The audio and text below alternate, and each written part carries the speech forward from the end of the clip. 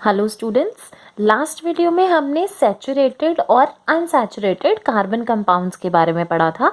आज हम कार्बन की चेन्स, ब्रांचेस और रिंग्स के बारे में पढ़ेंगे। अच्छा, हम लोग ये तो देख ही चुके हैं कि जो कार्बन कंपाउंड्स हैं जैसे कि मीथेन, इथेन एंड प्रोपेन, ठीक है, और भी बहुत सारे, इनमें क्या क्या होता है, नंबर ऑफ कार्बन्स इंक्रीज होते रहते हैं ना। तो जैसे हमने देखा था कि जो मीथेन होता है उसमें एक कार्बन होता है और इस कार्बन की वैलेंसीज कंप्लीट किससे होती है? हाइड्रोजन से। 4 हाइड्रोजन से कंप्लीट होगी तो फॉर्मूला क्या हो गया? CH4। ऐसे ही अगर मैं इथेन की बात करती हूँ तो एथ में 2 कार्बन होते हैं, तो 1 कार्बन 2 कार्बन, इन दोनों की अगर मैं वैलेंसीज कंप्लीट करूं H, तो 2 कार्बन है और 1 2 3 4 5 6 C2H6, ठीक है। देन अगर मैं प्रोपेन की बात करूं तो इसमें 3 कार्बन होंगे, 1 2 3, and then these are hydrogen, 1 2 3 4 5 6 7 8, this will be C3H8। आप एक चीज नोटिस कर रहे हैं, ये और ये एक दूसरे से किससे डिफर कर रहे हैं? एक CH2 से, राइट। तो एक कार्बन एक्स्ट्रा है और 2 हाइड्रोजन एक्स्ट्रा है। सो सेम वे इस सिनेरियो में ये हो रहा है।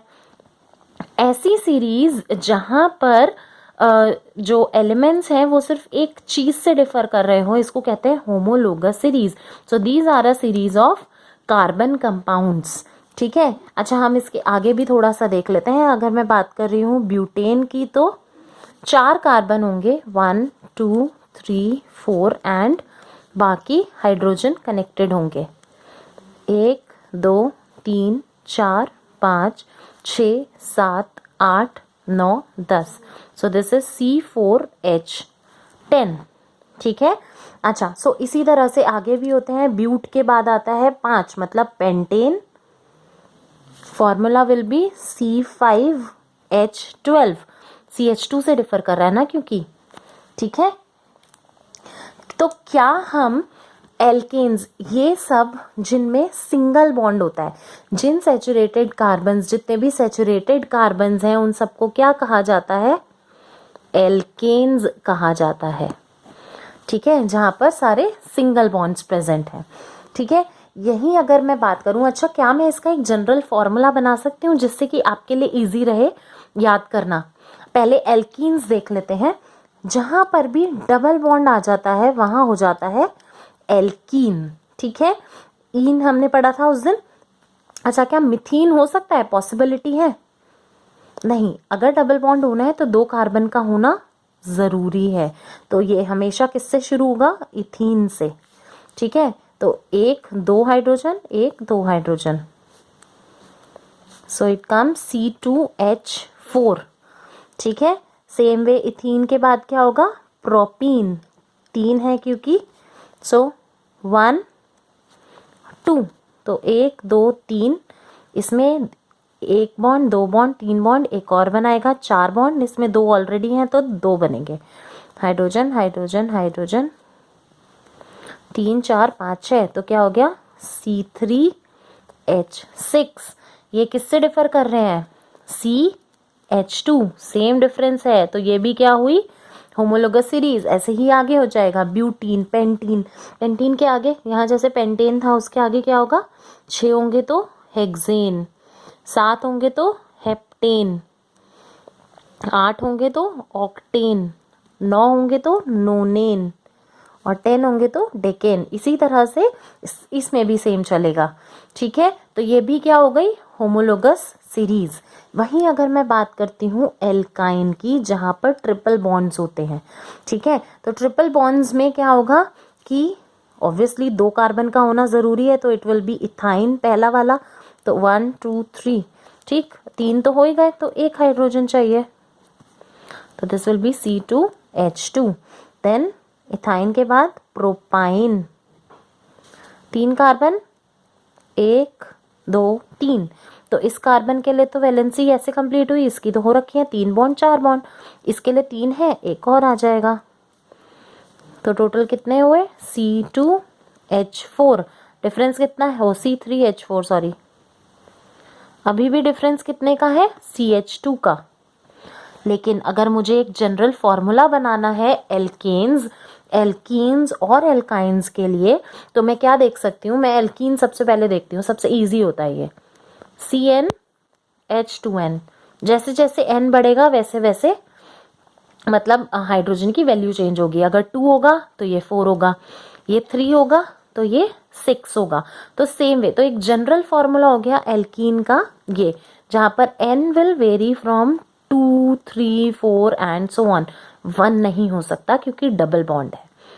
ठीक है, अब जो एल्केन्स होते हैं उसमें अगर मैं CnH2n लगाऊं तो क्या डिफरेंस दिख रहा है, अगर 1 है तो 2 बना, अगर मैं +2 कर दूंगी तो 4 हो जाएगा, अगर 2 है तो 2 2 ज़ा 4 +2 6 हो गया। सो बेसिकली ये जनरल फॉर्मूला हो गया किसके लिए, एल्केन्स के लिए।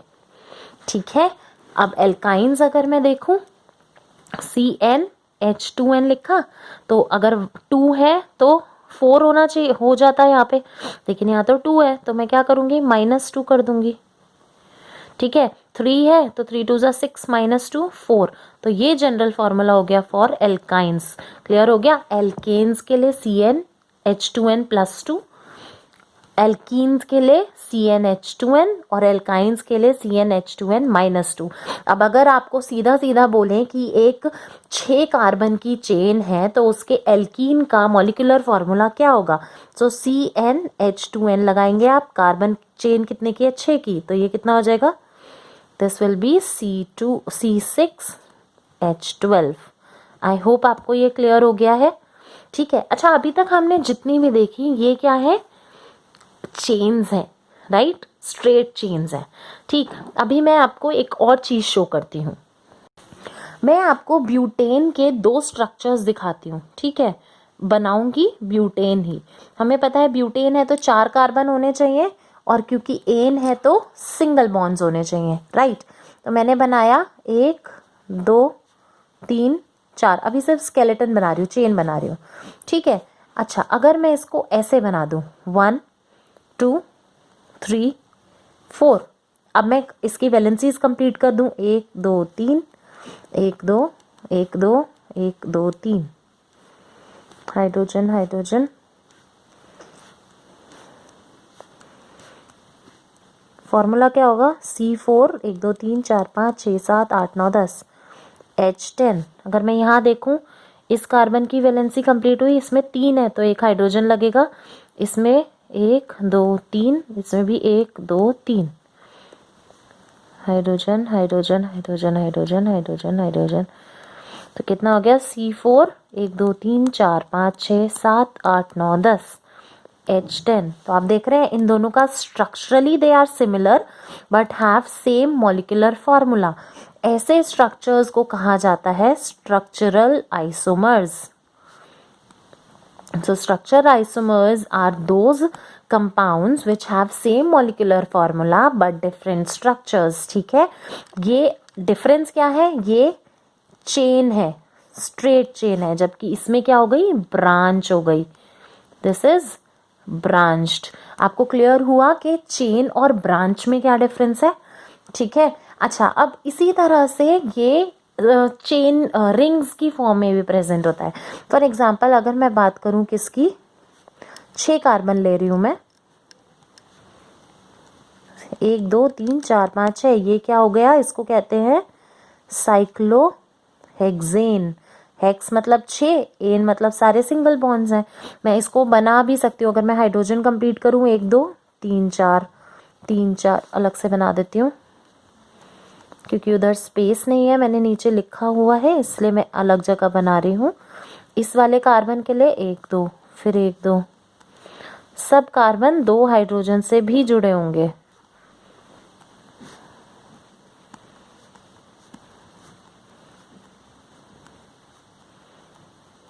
ठीक है, तो क्या हो गया, C6 1 2 3 4 5 6 7 8 9 10 11 12 H12, ये क्या है, साइक्लोहेक्सेन। अच्छा अगर हम इसका रिंग स्ट्रक्चर बनाने की कोशिश करें ब्यूटेन का, 4 लेके साइक्लोब्यूटेन, 1 2 3 4 5 6 7 8, ये जस्ट एक एग्जाम्पल ले रही हूँ तो कैसा दिखेगा वाला चीज। ठीक है, तो ये क्या हो जाएगा C4H 1 2 3 4 5 6 7 8 8। इसमें इसका स्ट्रक्चरल और इसका मॉलिक्यूलर फॉर्मूला डिफर कर गया। ठीक है, क्योंकि ये रिंग फॉर्म है। अच्छा, ये चाहे स्ट्रेट चेन हो, चाहे ब्रांच्ड हो, चाहे साइक्लिक कंपाउंड हो, ठीक है, सब सैचुरेटेड भी हो सकते हैं और अनसैचुरेटेड भी, मतलब उनमें सिंगल बॉन्ड्स भी हो सकते हैं और डबल बॉन्ड्स भी। मैं दिखा देती हूँ आपको कैसे। ठीक है, इसमें प्रेजेंट होता है डबल बॉन्ड, ठीक एक, बाकी ये हर जगह पे एक हाइड्रोजन से जुड़ा होगा। इसको कहते हैं बेंजीन रिंग। क्या कहते हैं? Benzene ring. ठीक है, आपको क्लियर हो गया? इसका मॉलिक्यूलर फॉर्मूला हो गया C6H6। ठीक, दिस इज क्लियर। आपको ये पता है एल्केन्स क्या होते हैं, एल्कीन्स क्या होते हैं और एल्काइंस क्या होते हैं, स्ट्रक्चरल आइसोमर्स क्या होता है। ठीक है, अब हम कुछ हेटेरो एटम्स या फिर फंक्शनल ग्रुप्स के बारे में पढ़ते हैं। अभी तक हमने जितने भी कंपाउंड्स देखे सब कार्बन और हाइड्रोजन को मिलकर बने हैं, राइट? तो इनको कहा जाता है hydrocarbons. The compounds which are composed of carbon and hydrogen are called hydrocompounds। लेकिन क्योंकि हमें पता है कि कार्बन एक बहुत ही फ्रेंडली एलिमेंट है, it can form bonds with other elements as well। ठीक है, तो इसको बेसिकली हम फंक्शनल ग्रुप कहेंगे। सो वो जो दूसरे एलिमेंट्स हैं वो क्या क्या हो सकते हैं? हेलोजेंस हो सकते हैं। ठीक है, तो ये ग्रुप हो गया। हेलोजन में क्या क्या हो सकते हैं? Chlorine, bromine. तो ये लगता कैसे है? इस तरह से सिंगल बॉन्ड से लगेगा, तो मैं ये सिंगल बॉन्ड दिखा रही हूँ। ठीक है, अच्छा, और क्या क्या हो सकता है? ऑक्सीजन से जुड़ सकता है, नाइट्रोजन से जुड़ सकता है एंड सल्फर से जुड़ सकता है। ठीक है, अब एक हाइड्रोकार्बन चेन में एक या एक से ज्यादा हाइड्रोजन्स भी रिप्लेस हो सकते हैं इन एलिमेंट्स से। ठीक है, तो जो भी एलिमेंट रिप्लेस करेगा हाइड्रोजन को उसको कहते हैं हेटेरो एटम। क्लियर हो गया? जो भी एलिमेंट हम हाइड्रोजन की जगह लगाएंगे किसी भी चेन में उसको क्या कहते हैं? Hetero atom.